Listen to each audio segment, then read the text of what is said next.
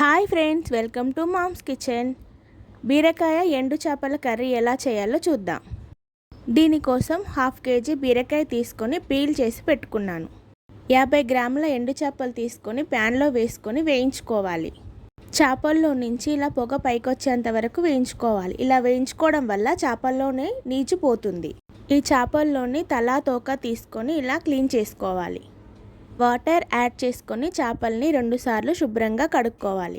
ఇలా చేయడం వల్ల చేపలు క్లీన్గా అవుతాయి. ఇప్పుడు ప్యాన్ పెట్టుకొని అందులో ఆయిల్ వేసుకొని ఆయిల్ హీట్ అయిన తర్వాత ఒక కట్ చేసి పెట్టుకున్న ఆనియన్, పచ్చిమిర్చి వేసుకొని వేయించుకోవాలి.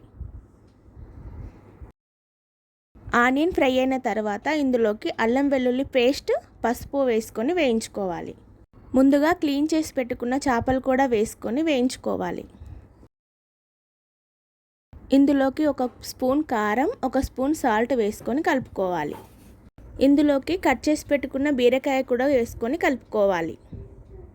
ఈ బీరకాయలు ఒక 2 మినిట్స్ ఫ్రై అయిన తర్వాత కొద్దిగా వాటర్ యాడ్ చేసుకొని మూత పెట్టి 15 నిమిషాలు ఉడికించుకోవాలి.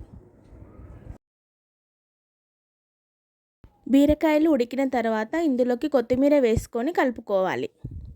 తెలంగాణ స్టైల్ బీరకాయ మెత్తల కర్రీ రెడీ. చాలా ఈజీ అండ్ టేస్టీ రెసిపీ.